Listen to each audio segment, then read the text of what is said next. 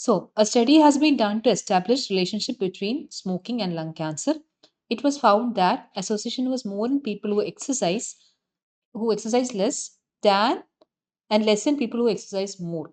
In this situation, exercise is a options are bias, effect modifier, confounding factor, and collinear factor.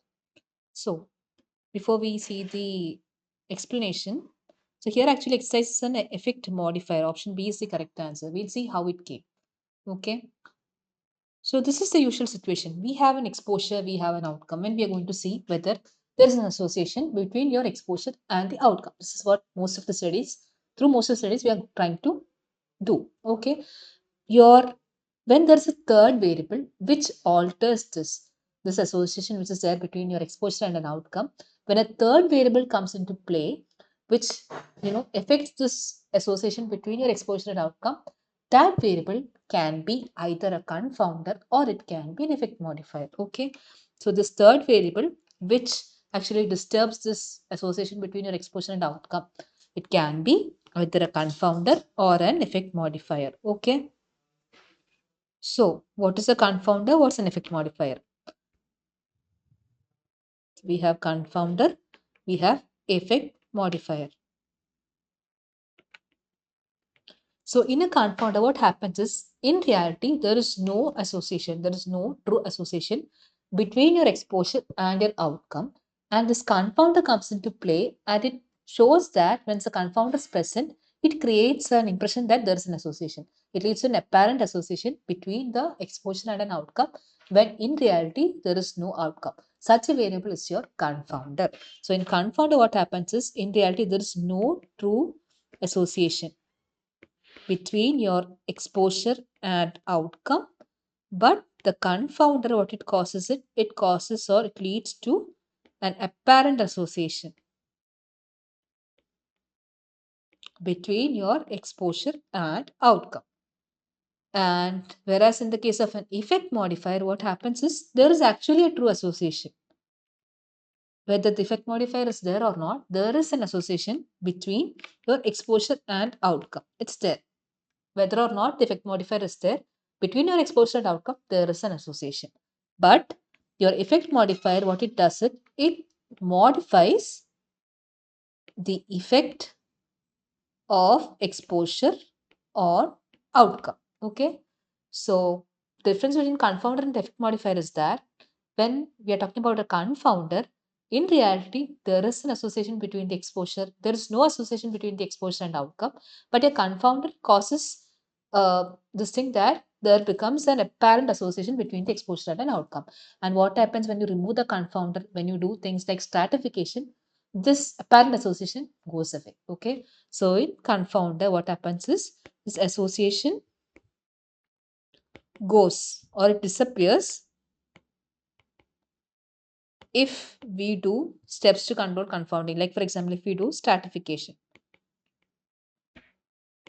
But in effect modifier, there is an association between the exposure and outcome, but effect modifier, it actually modifies this effect. Sometimes what happens is it increases the effect or it decreases the effect the exposure has on outcome. Okay, it just modifies it. And because there is an actual effect and the effect modifier is only modifying it, even if you do stratification, the association will persist. Association between your exposure and outcome will still persist. Okay, we'll just see this with an example. So in this first example, to say confounding, I'm taking alcohol as my exposure and outcome is MI. Okay, so I'm seeing whether intake of alcohol leads to MI. Here what happens is, in reality, in my particular study, just suppose in my study, there is no association between alcohol and MI. Okay, but what happens is there's a confounding factor. Smoking is there, which I did not take into consideration. So what happens is the smoking is actually related to alcohol. People who are having alcohol, most likely in research it is shown that they are most likely to smoke also. So smoking is related to alcohol. Smoking itself is a direct risk factor for MI. Even if you take alcohol or not, if you smoke, you're going to get, you are high chance that you are going to get MI. So smoking is related to your exposure, smoking is related to your outcome also. So in reality, what happens is it's not the alcohol that is causing the MI in my study. It's a smoking which is acting as a confounder, which is causing this association between this apparent association between the alcohol and MI. Between my exposure and outcome, this confounder, the smoking confounder, is actually causing this apparent association. But once I stratify the people, stratification means just grouping people. If I stratify them as no smokers and smokers, and then if I do the association, what happens is I won't get any association, it will just disappear. So this is an example of a confounder. Confounder is a variable that is related to your exposure. It is also related to your outcome. Plus, it does not come in the causal pathway. Causal pathway is this, the pathway between exposure and outcome. No, this smoking doesn't come in this pathway. It follows another pathway and causes this MI. Okay. So confounder is a variable which is associated, independently associated with the exposure, independently associated with the outcome, plus it does not come in the causal pathway. And when we talk about confounder, in reality, there is no association between exposure and outcome, but your confounder causes an apparent association. And once you do the stratification, this apparent association just disappears like anything.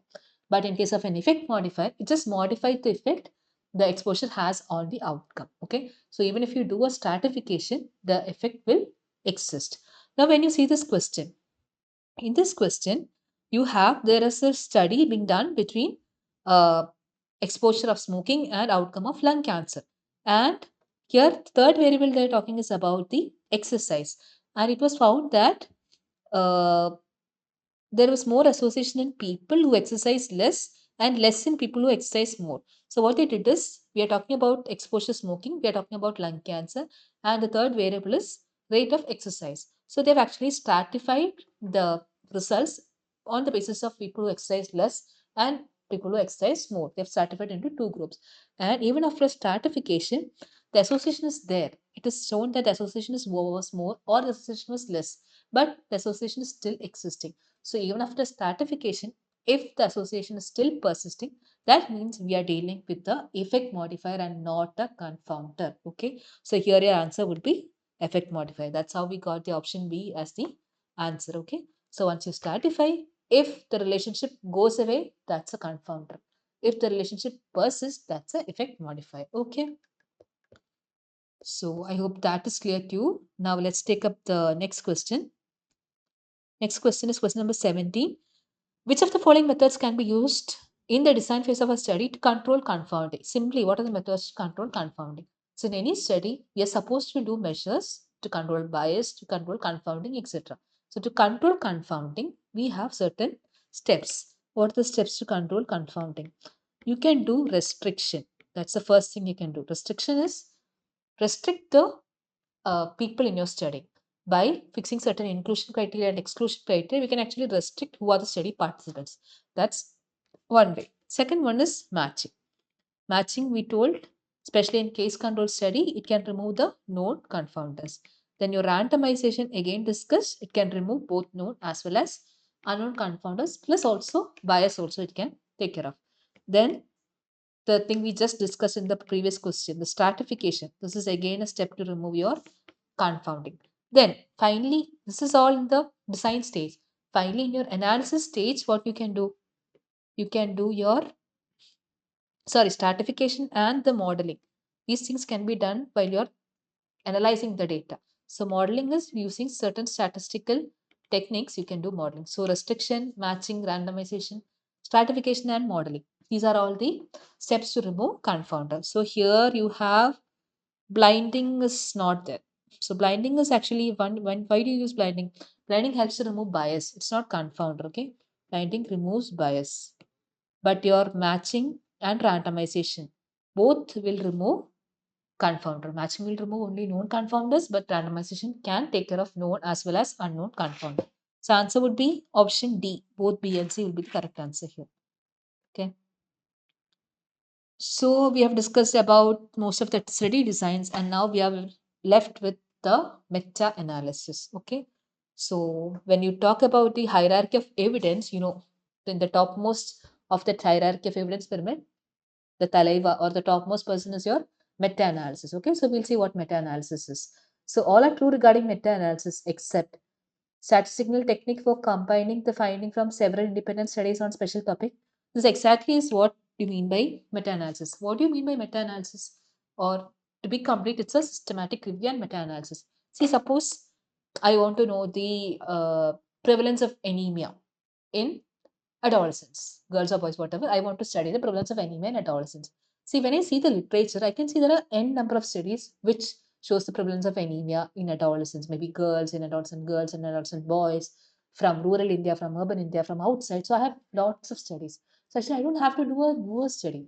Or in other words, I can get a better result if I combine the results of all these studies. So I'll get a better picture of the prevalence of anemia among adolescents in India or in the world, whichever I'm targeting. So this is exactly what you do by systematic review and meta-analysis. You have a topic. For example, my topic is anemia prevalence in adolescents. I search the literature. I select all the articles, all the published studies which are there based on this anemia in adolescents, wherever it is being done.